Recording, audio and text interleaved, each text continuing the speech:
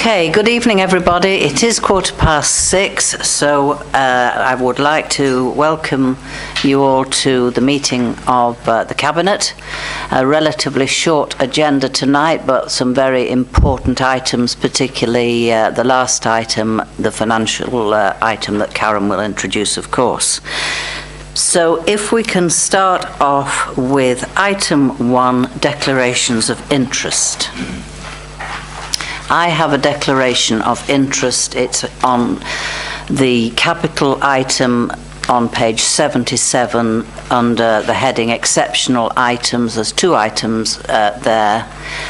One is for the Lowther roof, and as a trustee of Lowther, as the council trustee of Lowther, I need to disclose a personal and prejudicial interest in that item, and I shall leave the room when it is being discussed and when it is being voted upon.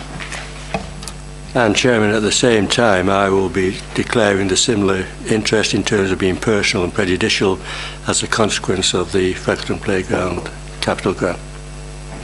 Thank you, Councillor Fiddler. Thank you, Chairman. I will do the same for the Freckleton Memorial Park of prejudicial interest. Thank you. So there'll be a bit of coming and going later on in the evening.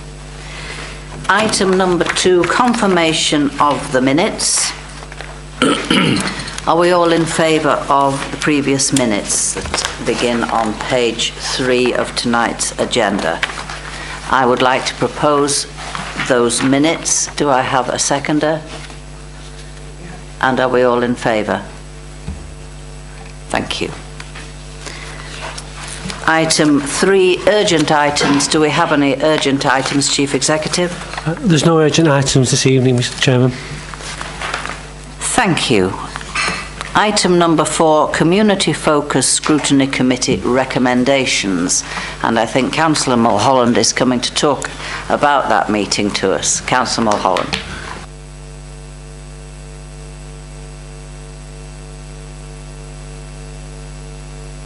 I don't think, even with padding, I can draw this out very long. This is the Community Focus Scrutiny meeting of the 22nd of January. The first item was the CCTV arrangements in file, the future of CCTV. I'll not go through it, but obviously if you want to ask questions, you can see the recommendations. A consequence of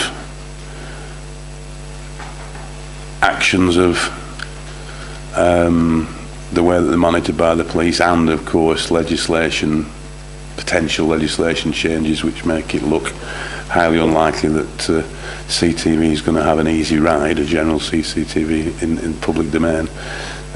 So the recommendations are there in front of you. The next item is Health Watch Lancashire. You can see that it's just that a report be noted for that, and we did ask that they came back when we have the new administration, new system, and report to whichever relevant committee that might be, because to be truthful, to be frank about it, unfortunately the Chief Executive of Health Watch Lancashire didn't really get an easy ride, and understandably. Health Watch Lancashire is one of many health watches that have been set up. It's a statutory body that has to be under legislation, has to be set up by the county councils.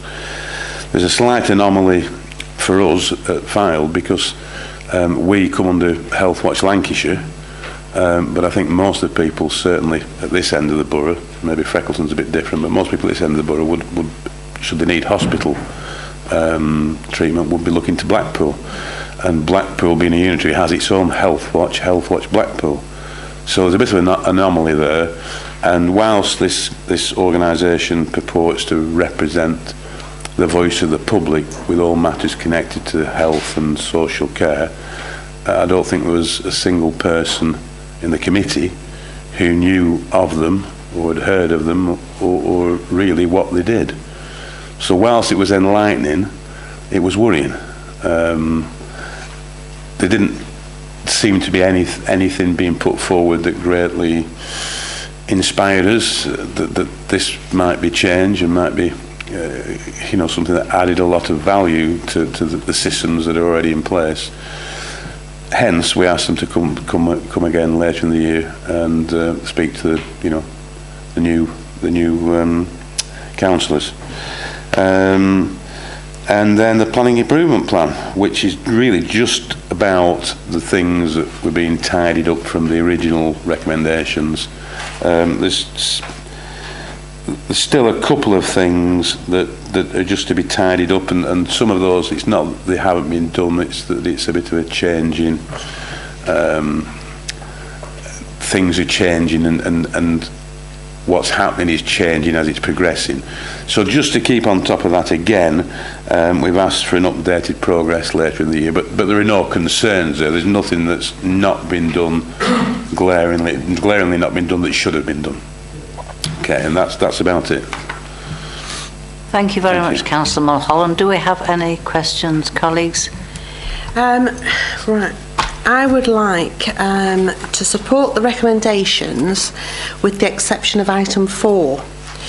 I would like to seek a further report to Cabinet on the implications on the capital budget provision of the proposed conversion of the Lytham cameras to the monitored system delivered through Wire Council, with a view to this funding being set aside in an earmarked reserve for CCTV. The long-term use of this can be considered furthered in 2017 when the police are able to give the council a commitment to monitoring the cameras post-2017 or otherwise. In the meantime, if any of the current camera locations fail, they can be considered on a case-by-case basis based on proven need being demonstrated through an impact assessment. And there is a list of those other cameras and the locations.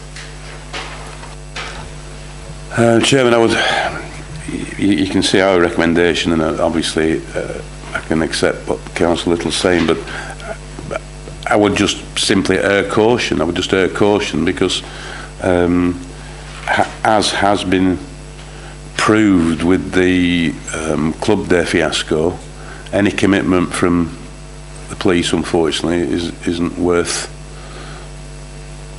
diddly squat, because they're going through bad times financially, budget times, cuts, and I find it hard to believe that they could make such a commitment and that we can take it overly seriously. So I would just simply err caution. If you're going to take it on a case-by-case basis, then that's fine, but I would just err caution on spending money on something that may well prove to be completely futile.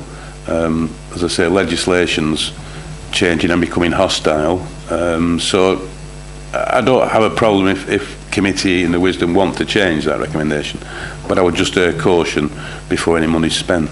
That's just my view. Thank you, Councillor Mulholland. Councillor Buckley and then Councillor Pounder. Sorry.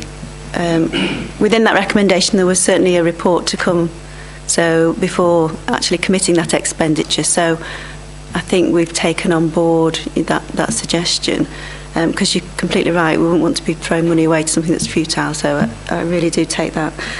Just wondered about tightening up recommendations on the other two items, simply because asking a report to come back to the programme committee later in the year is very open-ended. I always hate those. I always like to sort of tighten things up a little bit more, and I wondered whether to consider that a report comes back within 6 months might be to put a timeline behind it, rather than be later this year, could simply be December time.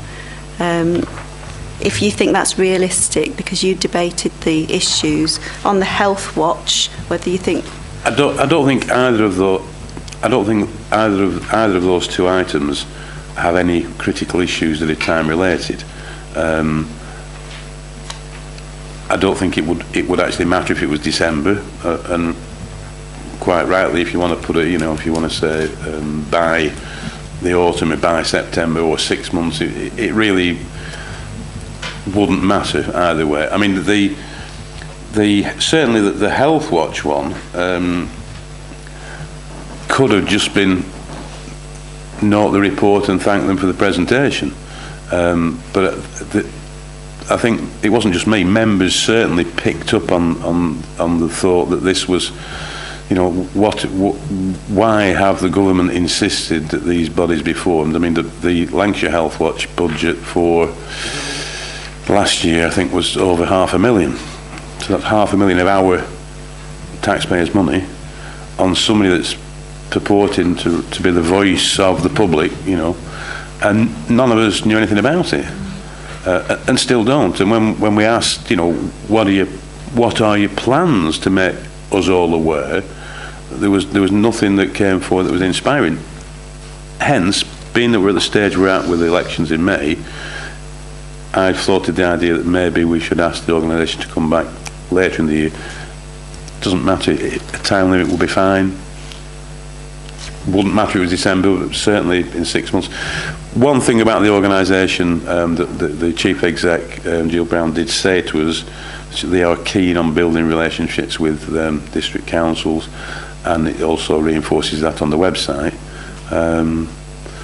So I think she's fairly keen to come back. Having said that, her body language when she left wasn't too good, so I don't know how much you'll be looking forward to that. But yeah, it's 6 months would be fine, you know. So if I said by the autumn of this year on both of those, just to put a time frame around it. Yep. Yeah. Councillor Pounder. It's on the same subject. My concern was, and you expressed it quite eloquently, that it really was a waste of time of coming, because over 50% of our area is effectively covered under Blackpool's Health Watch.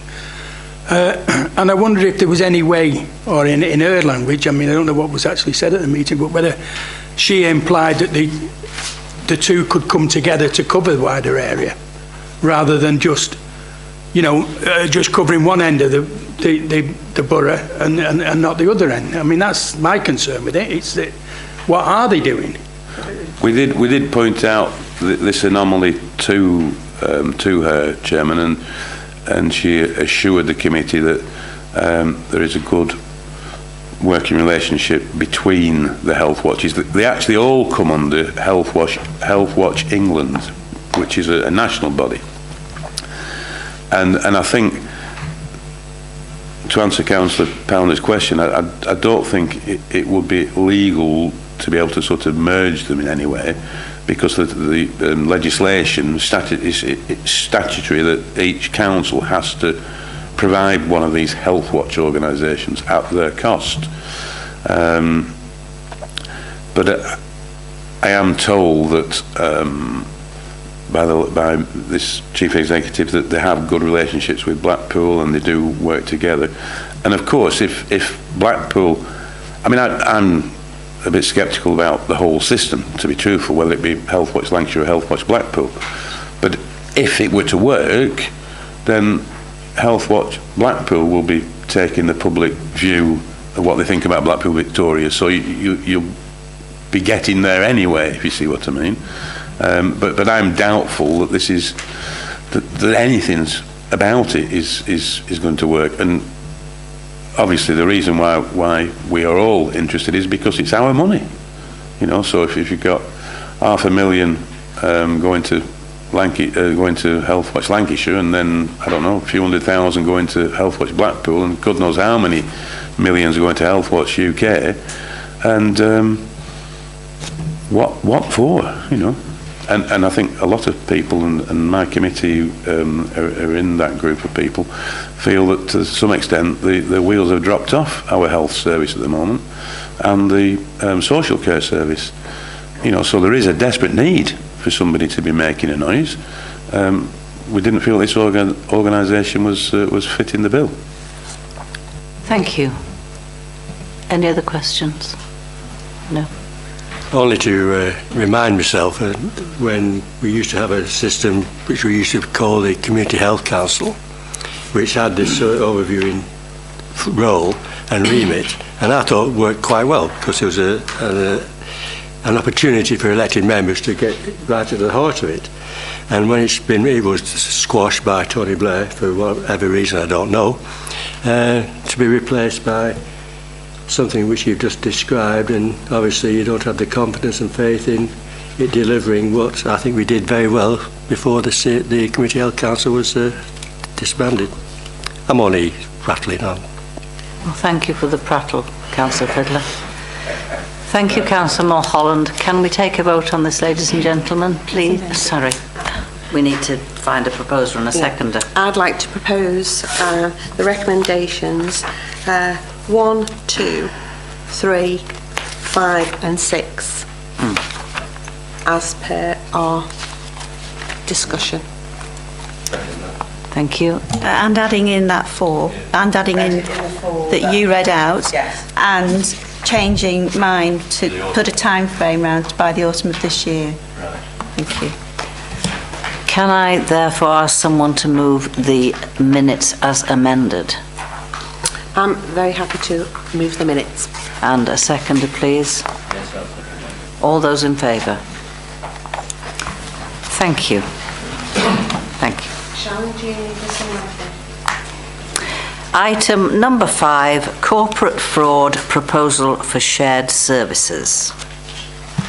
And good evening, Tracy. Good evening, members. Okay, I'll just take you through this report. Members will be aware that since 2009, the Council has been in a shared partnership with Preston City Council for the delivery of a shared fraud team. And that fraud team largely concentrates on benefit fraud, but deals with a number of other fraud issues as well, such as issues with respect to any council tax fraud and issues relating generally to any corporate fraud that might arise. With respect, with effect from the 1st of June of this year, the housing benefit element of fraud detection is transferring to the government, and so staff from the service will transfer to the DWP.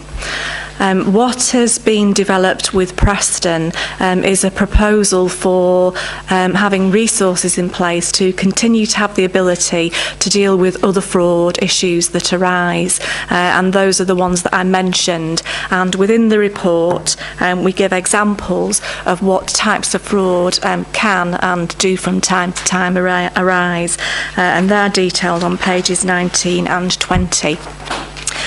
We've developed some joint proposals with Preston and also Lancaster City Council joining with us, and we've been fortunate enough to have been awarded some funding from the government to progress proposals.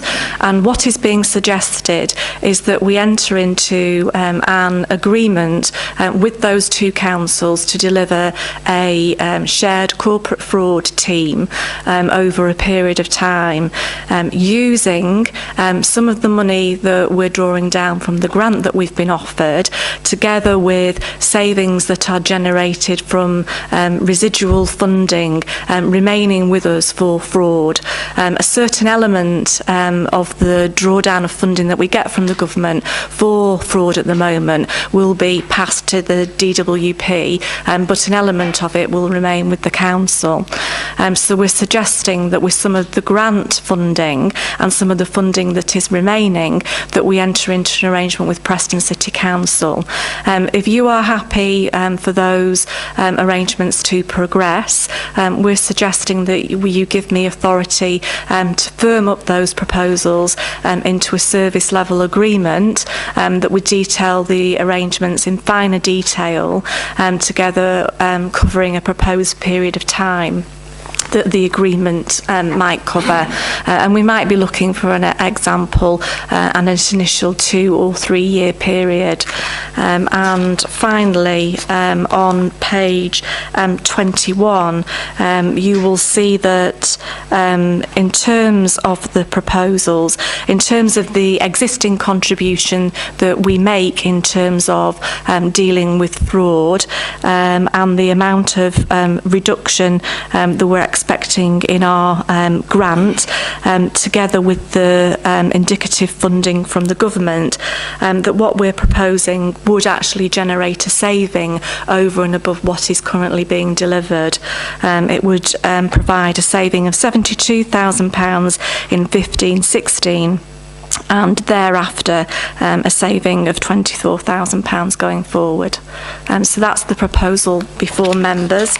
If you turn to page 17, you will see the recommendations before you, which they are to agree in principle to the establishment of the shared service with Preston and Lancaster, to note the successful award of funds from government to support us in recognition of this, because the government also recognises that in them taking away the arrangements with respect to benefit fraud, that the council does have remaining responsibilities still with respect to fraud detection, and to authorise me to enter into those detailed negotiations, bring a report back to you at your next meeting hopefully, and note the proposed savings that would be generated from the arrangement.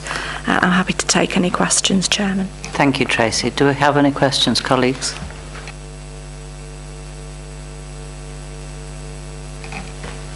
Thank you. I'm happy to propose this to the recommendations, Chairman.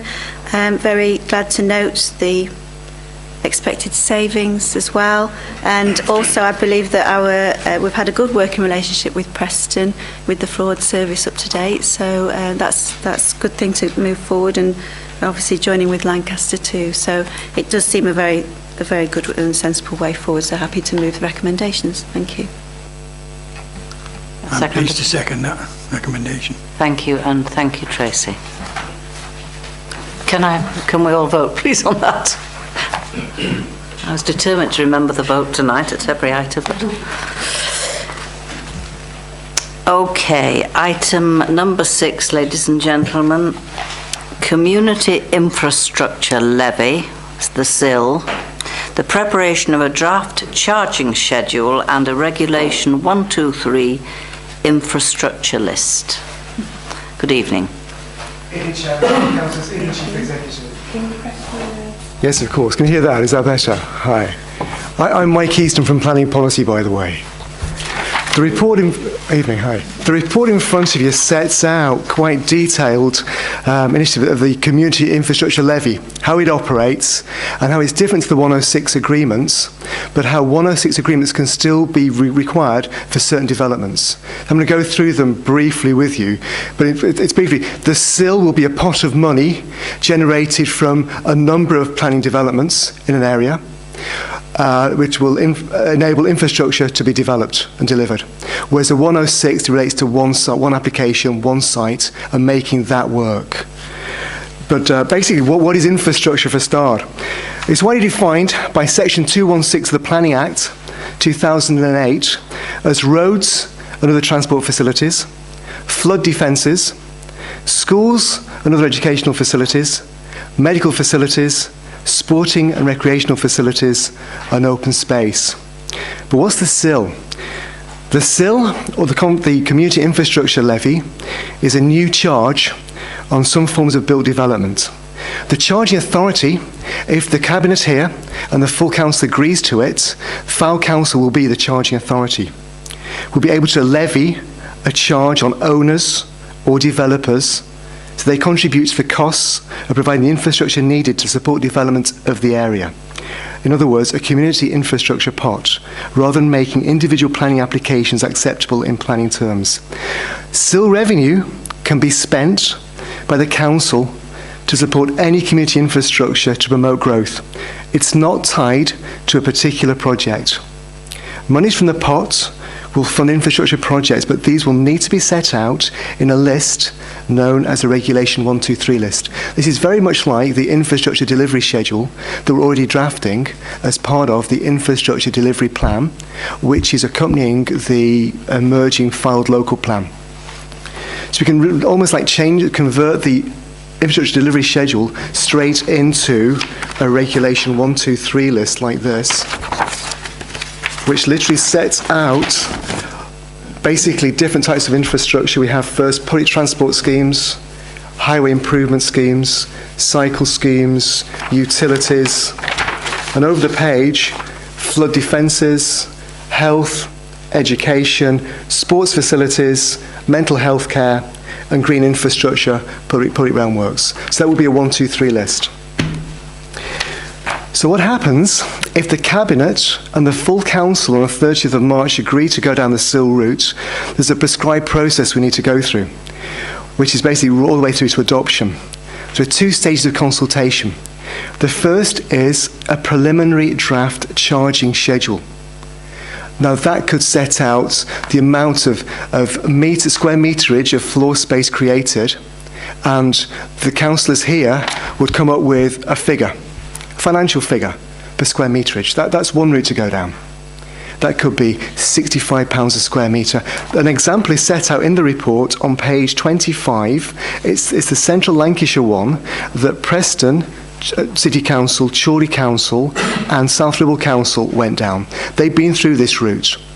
They've submitted this to an independent examiner appointed by the Planning Inspectorate, who's actually examined it. They've then made proposed modifications which the authorities are duty-bound to take on board. They've taken those on board, and then they've adopted the charging schedule. So when developments come in, they can charge the following figures. Just the first line: dwelling houses, excluding apartments, of £65 a square metre. It gives you an idea of the sort of monies available. The examiner at the hearing wasn't happy about apartments being imposed, so they excluded apartments. But convenience stores, retail, excluding neighbourhood convenience stores, was £160 a square metre. It gives you an idea of the amount of money we can actually generate from developments to enable community infrastructure to be delivered for major housing developments. As I just said, the draft charging schedule will need to be submitted to PINS for an independent examination. The examiner will make modifications, but the decision to adopt the charging schedule is made by the full council. Once that's gone down that route, there's the governance arrangements.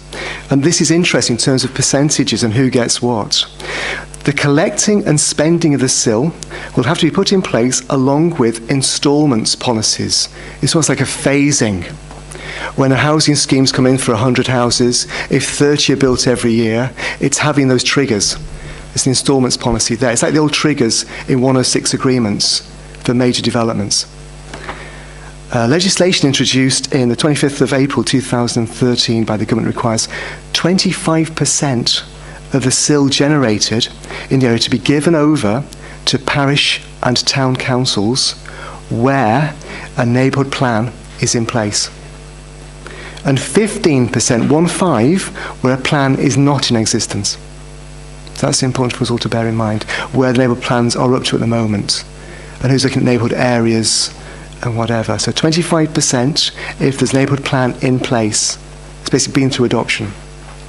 Following adoption of the charging schedule, this draft charging schedule, SIL will become the primary source of infrastructure funding available through development management decisions for the majority of developments.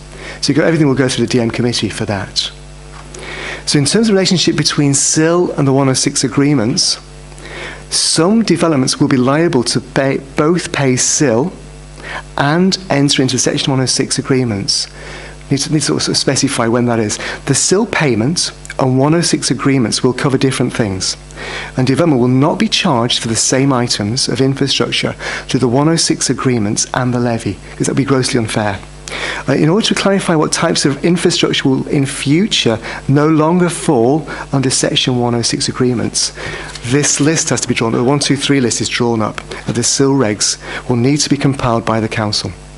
It's a list of infrastructure types and projects that's intended will be or may be wholly or partly funded by the SIL. The Regulation 123 list will cover non-site specific infrastructure, including transport, highway schemes, cycle schemes, health, education, green infrastructure and public realm. These projects can therefore not be funded through 106 agreements. The Council will need to formally publish the list on our website in accordance with Regulation 123 of the 2010 regs. It will be kept up to date and take into account any changes in circumstances and or infrastructure needed identified in the future. The Regulation 123 prevents the use of 106s to fund or projects or types of infrastructure that will be wholly or partly funded by SIL. In terms of 106, although SIL will replace the 106 agreements in terms of off-site matters associated with new built developments, 106 will still apply in relation to larger schemes to mitigate the impacts of that specific development, subject to 3 statutory tests. Now they're repeated in Regulation 122 of the regs, and there are 3 of the 3 tests of these. A, necessary to make the development acceptable in planning terms. B, directly related to the development. And C, fairly and reasonably related in scale and kind to the development. And as of April this year, Regulation 123 will impose substantial restrictions on us, on the local planning authority's ability to secure developer contributions for mitigating infrastructure impacts through planning agreements, through 106 agreements. It was supposed to be introduced last year, but it was held off until this April.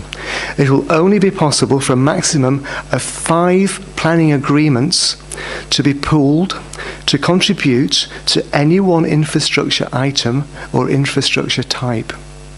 Therefore, the types of infrastructure for which planning agreements may typically be sought on sites will be in accordance with the policies set out in the emerging local plan for filed, and will potentially include affordable housing, open space, transport and highways in a limited set of circumstances, community and sporting facilities, education, school and environmental improvements.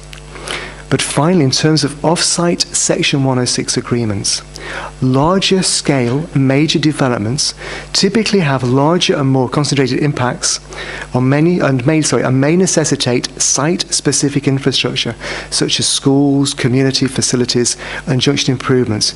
I think of things like Windyke as an example. In securing such planning agreements on larger sites, the Council will apply the 3 statutory tests, A, B and C above, and avoid duplication with the SIL. There will be the need for access roads to service individual housing areas, parcels, and these access roads will be subject to 106 contributions, as it will be necessary to make the development acceptable in planning terms. I hope that sort of explains exactly what the difference is. Okay, sorry, sir. Do I have to, sir? Thank you, Mike. Chair. Councillor Buckley and then Councillor Fiddler. Can I ask you a question on Yes, this? of course. What will the input of Lancashire County Council be then to us setting our SIL? Because lots of the things that you mentioned was on infrastructure, education, highways, all the things that they, at the moment, have Section 106 agreements for as well. So what input would they have to us setting the SIL? They will be major players in negotiations on everything from highways, education and social services, and now with health from last year, the health as well. And we've already set up the education liaison group, but we need to be able to set up other similar groups in terms of transport and health, because we don't want them imposing on us like they have with 106 agreements and taking the major slice of monies away. But that's where this list comes in, this Regulation 123 list, because that will actually set out in negotiation with yourselves and the county councillors what exactly is required to make maybe Windyke work or other major developments at strategic locations, whether that's Freckleton Wharton, Kirkham Wesham, M55 Hub or St Anne's. And it's setting this out in financial terms. We need to sit down with them And what priorities do we need in terms of delivering major highway works or school education? Does that help? But we're going through this procedure should help a level playing field, where in fact under 106s we didn't have that. That's hopefully it's a level of playing field than before. Sorry, next councillor. I just hope it will be better, because we say we've already got the education liaison group with county, and it leaves a lot to be desired, and you just get the feeling that they just want to build up their coffers at the expense of development in Fylde, and the science behind the education requests leaves a lot to be desired myself. Generally, I mean, this is new legislation, it's statutory, and the biggest plus for me is that it gives an element of certainty, well, I think it will, an element of confidence to a developer knowing what the costs are going to be, because he's got a prescribed list and he can quickly do the calculation, and he isn't subject to the vagaries of a DM committee which can apply different rates and you never know exactly what's going to be imposed on you. Can I ask you a question, Michael?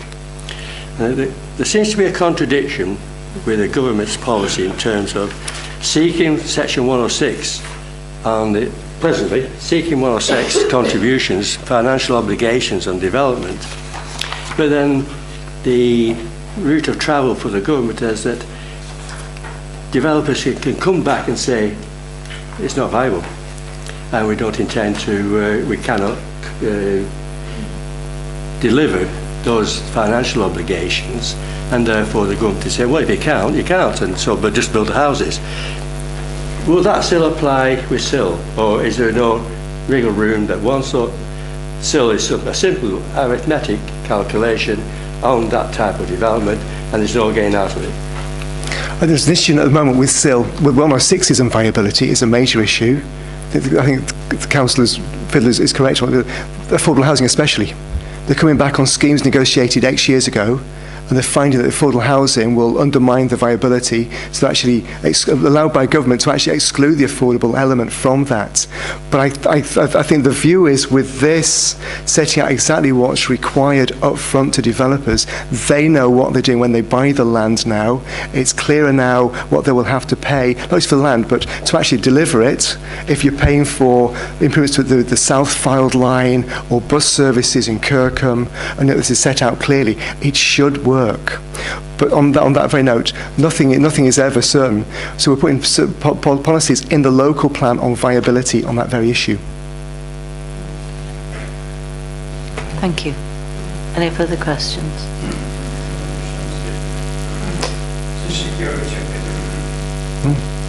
Do I have a proposal for this? Well, yeah, on the back of the fact that there's a lot of work to be done, it will come back to council for consideration and adoption. But I do take comfort in the sense that I think this is moving in the right direction.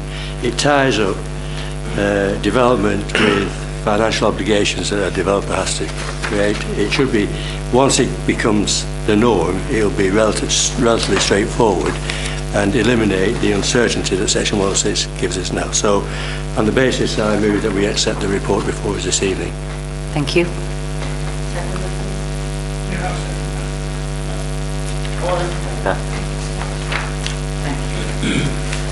Thank you, councillors.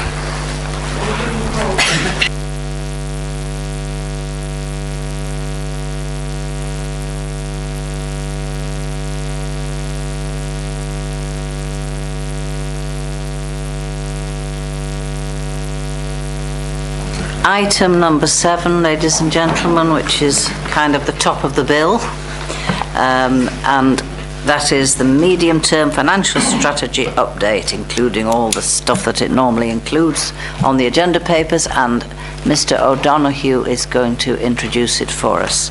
Thank you. Yes.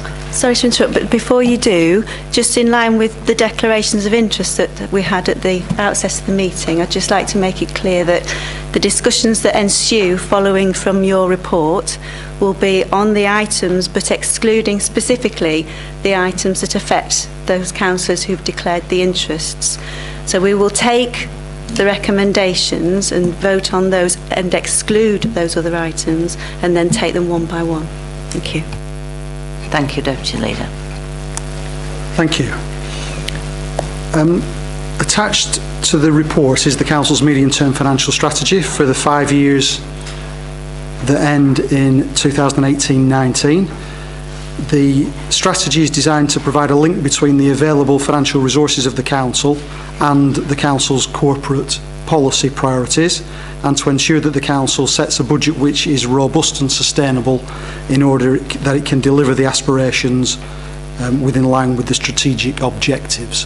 Hopefully the report is in a familiar format to Cabinet. It is the same format as has been delivered the last few years.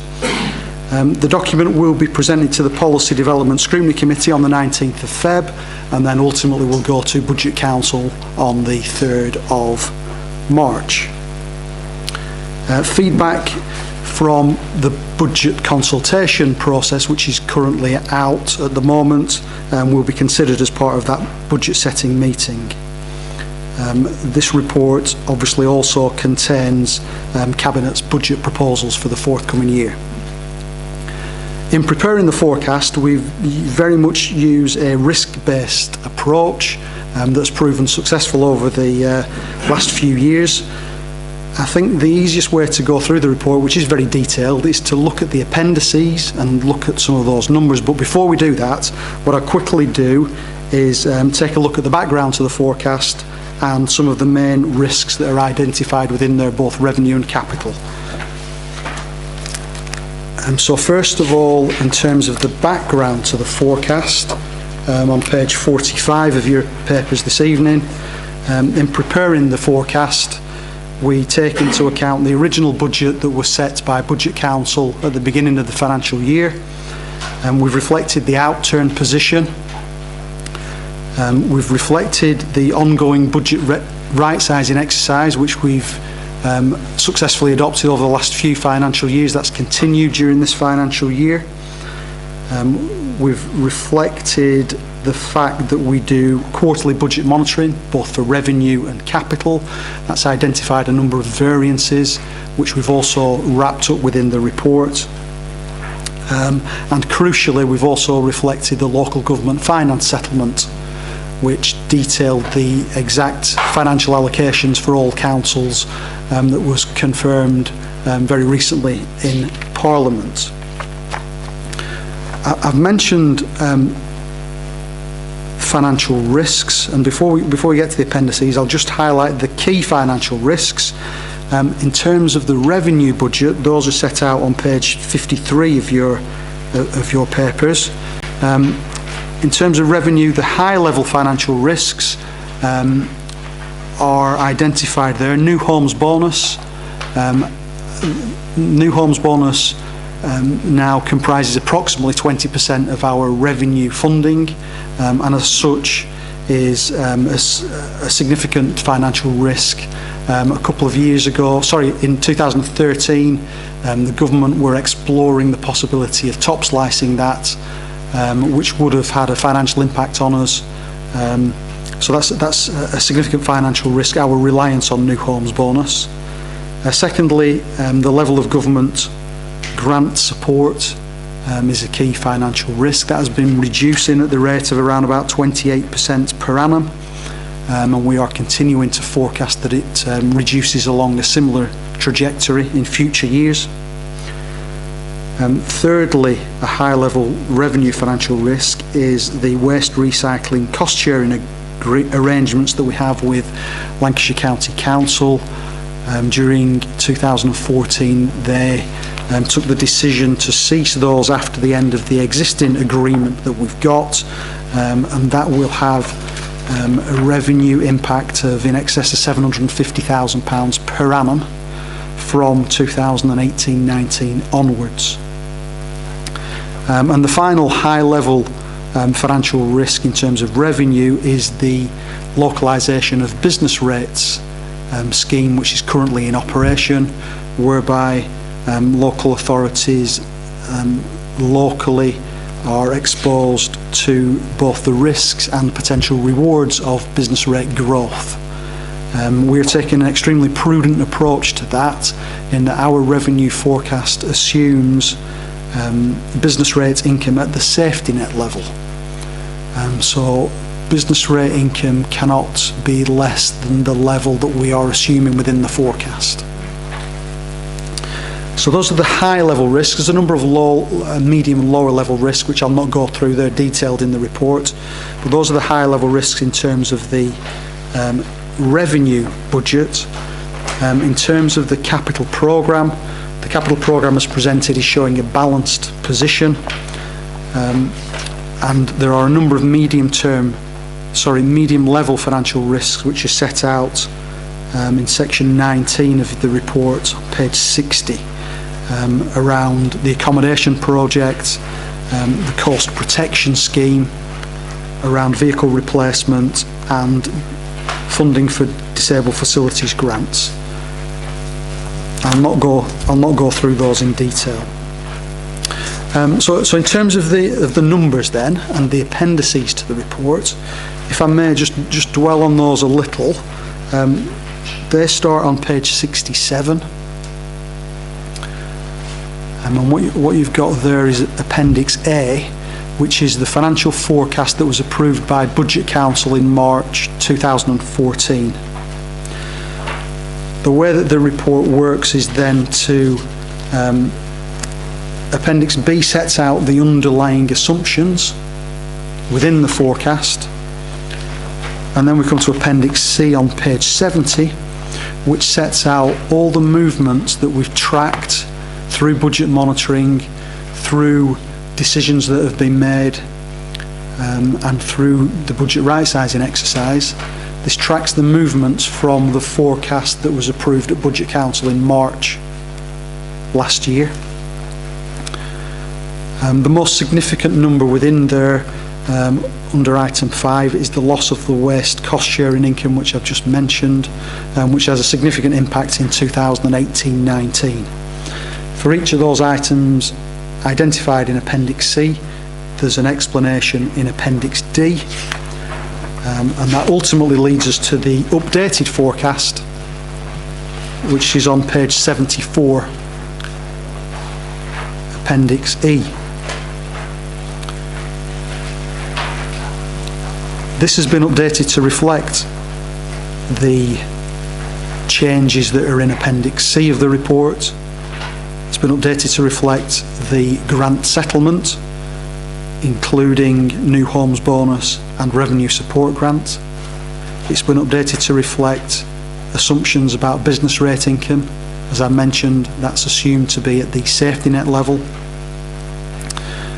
And about 2/3 of the way down the page there's a line that says the forecast surplus or deficit for the year.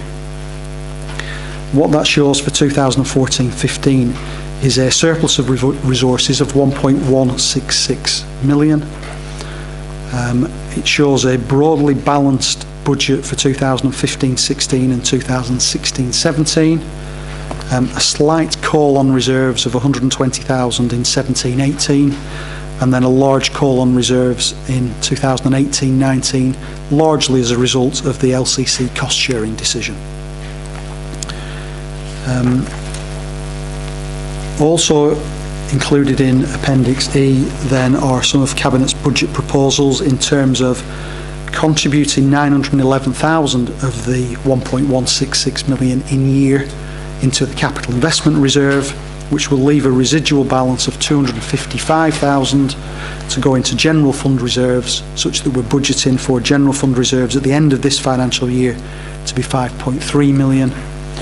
If you follow that line across to the right, it shows that we are forecasting reserves of £4 million at the end of the 5-year period. Appendix F is then your budget proposal, which I think Councillor Buckley will present to the meeting. Appendix F, Part 1 are the revenue budget proposals. Part 2 are the capital budget proposals. Appendix G is the updated capital programme that includes those budget proposals. We've then got the updated reserves and balances policy,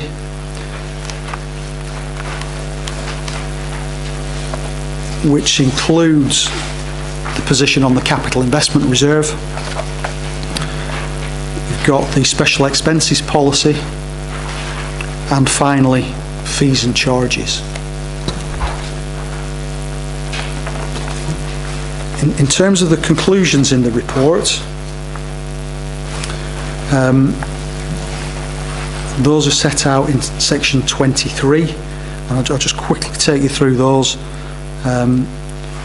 Much work has been done over the last 8 years or so to ensure the Council's finances remain robust.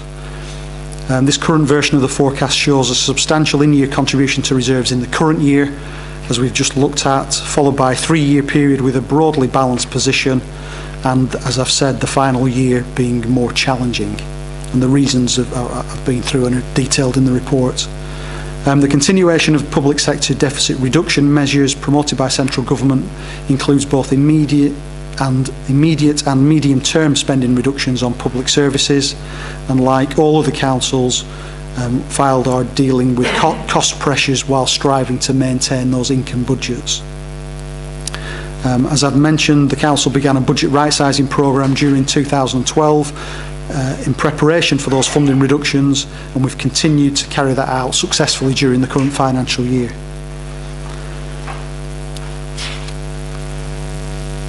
Finally, before we look at the recommendations in the report, as 151 officer, under section 151 of the Local Government Act 2003, I'm required to comment on the robustness of the Council's financial position. And having considered the major items of expenditure and income and their sensitivity to change, it is my opinion that the estimates have been prepared and reviewed utilising the most up-to-date and accurate information available to the Council, and that the recommendations contained in the report provide the Council with a robust financial position for the life of the forecast on the basis of those assumptions.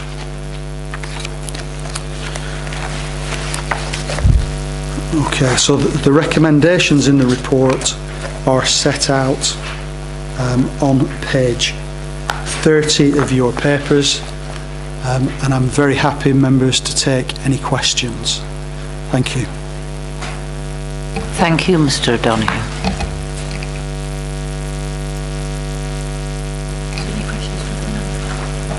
And before I hand over to the Deputy Leader, are there any questions from any other Cabinet members? I would just like to say before I hand over to thank you for what I think is an absolutely splendid, robust, to use your words, budget of which we can be extremely proud. And I'd like to thank you and members of your department who are responsible for the excellent financial state we are in at the moment. Councillor Buckley. Thank you. I do echo that, and also thank all budget holders because they're doing sterling work in keeping costs down. So yeah, that's great. Just a couple of questions first, if I may. To ask you to consider the risks, the high-level risks that you mentioned in against the revenue budget, and to ask you to consider the one about the business rates retention scheme. If it is, and it is the case, that we are budgeting at the safety level, would you therefore still consider that it is a high risk? I think we mitigate the fact that it is a high risk by budgeting at that safety net level. What we experienced last year was an increase in rates above that safety net level, which we were able to set aside in a reserve.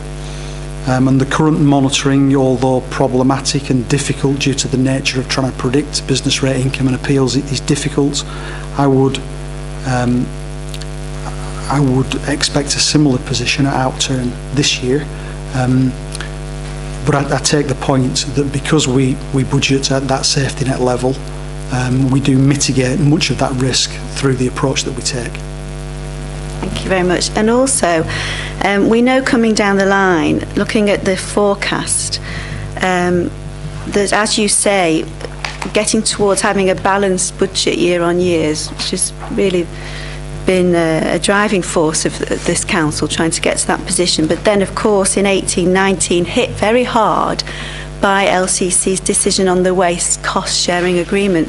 Perhaps you can update Cabinet members, please, on what things are happening to try and address that. Yeah, do you mean, sorry, specifically in terms of the waste? Yeah. This council, along with other councils, is looking to look, that's across Lancashire. The Lancashire districts are looking to do a review of the waste arrangements that we've got with the county council. The county council are leading that review, and that's something that this council has signed up to, and we are looking to progress with the county council to do a review of the waste collection across a Lancashire footprint. Many of the Lancashire districts, but not all, have committed to doing that. So there's a slight hurdle to get over there before the county council carry out that review on behalf of the districts, with a view to seeing if there are potentially alternate arrangements either between ourselves and the county council that can mitigate some of that big hit. It's a significant figure for us, and it's a significant figure for all the other Lancashire districts. Thank you very much. We have to make sure that review gets underway and don't lose sight of that. It's years ahead, but it will soon come, as we all know. I'd like to turn to the budget proposals, if I may then, Leader, and start on Appendix E and talk to those proposals apart from the exceptional schemes. And first of all, as it's evident there, our budget proposal is to again freeze council tax, and you can see that on Appendix E in 1516 that is our proposal. It will be our 5th year in proposing to freeze council tax, and I'm very pleased that we're doing so. Along with that, we are freezing special expenses. So for residents that live in Lytham St Anne's who pay special expenses, they will not see an increase in that bill either. So those are 2 headline proposals. And then on to Appendix F, which part 1 is our proposals with regard to revenue items. First 2 are fairly small in number, £7,000 towards the Parks Service, and this is in order to subsidise a reducing budget provision from Lancashire County Council. So we're getting it at all angles at the moment. And then the Green Partnership Awards is, again, a small amount, but that's in order to assist groups to carry out projects by providing financial support to improve the local environment, and it's a cross-Lancashire project. We have supported grants under this type of a heading, but previously under LSP funding. So the idea is that we, instead of doing it through the residual LSP funding, we instead mainstream it into that budget pot. Then next is the proposal to adopt a living wage, which again I'm really pleased and proud that we're doing this to make sure that as a minimum our employees of Fylde as a minimum are paid a living wage. And the impact of that on us is also that when we take on agency workers, they are, after 12 weeks, they have to be treated on parity as per our employees. So that is budgeted for as well. The next 2 are actually savings, which we will see because of the capital investment in the capital programme. They actually do engender some savings. One on the vehicle replacement schedule by switching from hiring to purchase, and one on a payback scheme, which I will mention later. Let's move on from that. Okay, so part 2, Appendix F, is our capital programme, and I think if you look back a few years, you will see that the proposals on the capital side of things has really grown. You don't need to look back for many years to find the whole of the budget proposals perhaps on one sheet of paper, and that again just shows how with the prudent and cautious approach and the efficiency savings that we do now have that amount of money that we can reinvest in the borough which is absolutely great, and that's why there's quite a number of schemes on this appendix. The first two are to update. First one is to update the fleet replacement schedule, something that's vital that we have now renewed. We do renew our vehicles, and that's to update those costs. And the second one is to change from hiring to purchase, and both of those significantly, that they are large numbers, but both of those are to be funded from our capital investment reserve. So that just shows that by putting that money aside, we're not having to rely on extra borrowing, but we have got investment to make in those schemes. Next are regeneration schemes, which you can see are right across the borough. St Anne's, Lytham, Staining, to the Woodlands Road, which is to complete the scheme in Ansdell, which is now over to the Fairhaven side, and to continue to support the Kirkham regeneration scheme. And all those are set out for you. The next two schemes are to address particular health and safety risks, to upgrade the footway in Fairhaven, and to deal with sand dunes, the remodelling of sand dunes at North Beach Car Park. And then finally, for this part of the meeting, there's the two areas on page 77 for a new memorial garden at Lytham Park Cemetery, in order to allow for more memorial plaques, which is in demand, and also some really vital investment in Fairhaven Lake, to supply a toddler's play area. So those are the proposals, and along with the council tax freeze, if I just turn back to the recommendations, which are on page 30, I'd like to move those recommendations with the exception of those final items which are on Appendix F and listed under exceptional schemes, because we need to deal with those separately. So apart from that, I'd like to move the recommendations. Thank you. And I would like to second those recommendations. Can we take a vote on those particular recommendations, ladies and gentlemen? Thank you.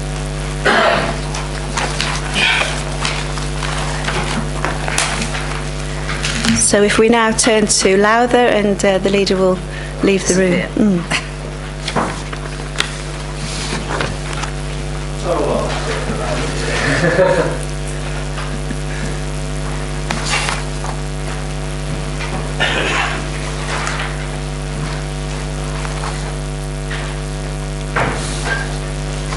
So on the particular item of Lowther Pavilion roof, the request for funding to repair the roof has been with the council since the transfer of the asset to the trust, and was a project considered as part of the transfer, but the capital was not available to support a bid.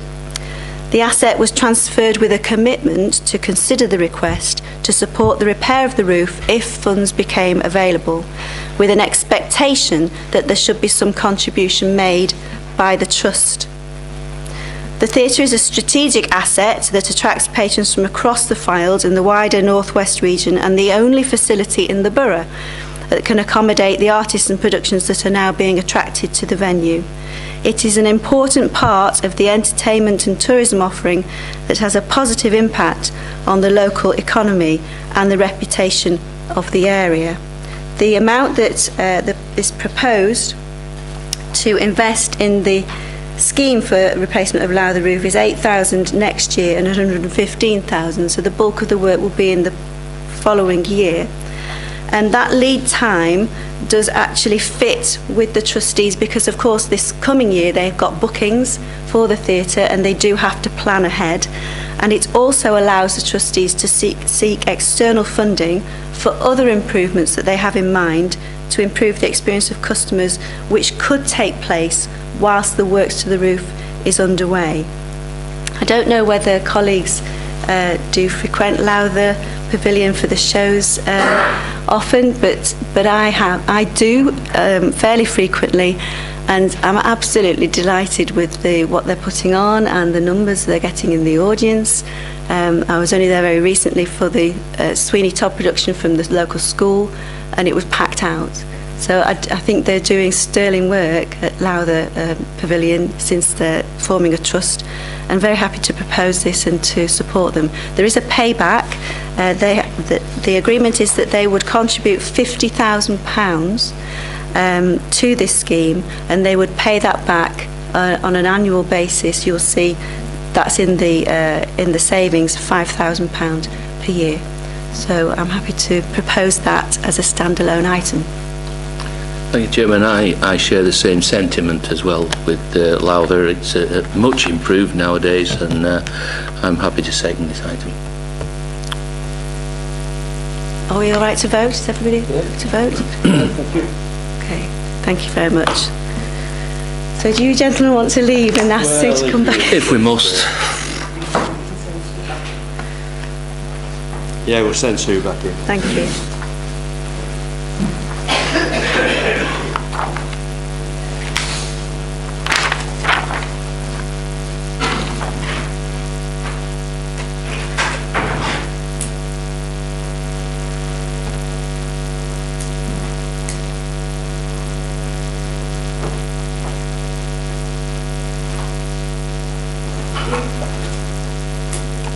Thank you. The final item to consider then on the proposals is a grant of funding to Freckleton for Freckleton Memorial Park, which is part of a capital scheme that the Parish Council have worked up to the tune of £150,000. They are seeking contributions from not only the Parish Council but BAE Systems, and fundraising through their local Friends group, and in particular to upgrade the Memorial Park to mark the anniversary, 70th anniversary, which was last year, of Freckleton air disaster.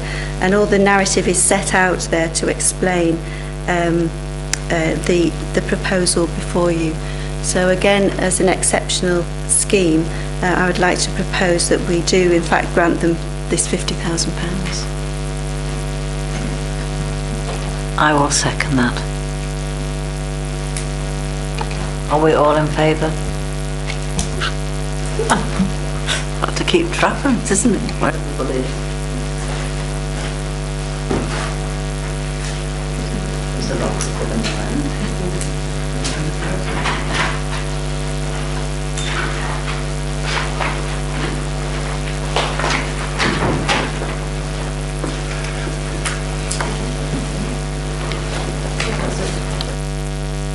Just before we finish the meeting, ladies and gentlemen, I would like to express our gratitude to Councillor Buckley.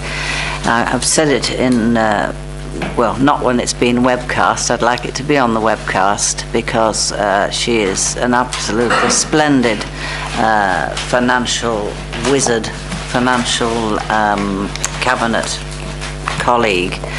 She is, as you know, a solicitor by trade, but listening to her, she could just as easily be an accountant, and we're very fortunate in our team at Filed, Mr. O'Donoghue and your staff, and the Deputy Leader heading up the finance elected member side. Thank you very much, ladies and gentlemen, for your attendance.